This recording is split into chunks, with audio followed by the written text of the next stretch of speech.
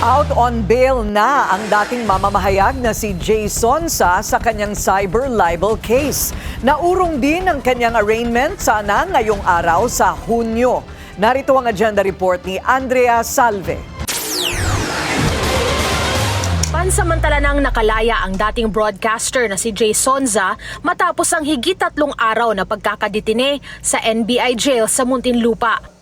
Yan ay kasunod ng kanyang 10,000 pisong piyansa para sa mga kasong unlawful publication in relation to the Cybercrime Prevention Act kaugnay sa kanya umanong pagpapakalat ng fake medical records ni PBBM. Hindi na rin natuloy ang kanyang arraignment sa Pasay Court ngayong araw dahil agad nilang pinababasura ang mga kaso base sa anilay jurisdictional issues. Artist ng Pasay walang jurisdiction kasi the alleged crime was not committed here in Pasay City. Second, walang crime na nangyari. It was just an exercise of freedom of press and freedom of expression. Nagtatanong ng tao about the health of the president. Humingi rin daw ng paumanhin ang judge kay Sonsa dahil umano sa ilang kamalian sa inisyu nitong warrant of arrest.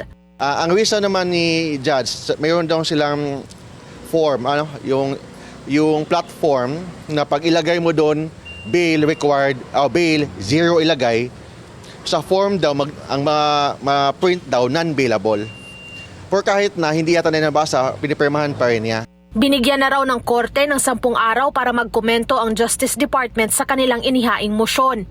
Sa parte naman ng NBI, tumanggi rin muna silang magbigay ng pahayag dahil pinag-aaralan na raw ng korte ang kaso. Nakatakda na ang bagong arraignment date ni Sonsa sa Hunyo. Para sa agenda, Andrea Salve, Billionaire News Channel.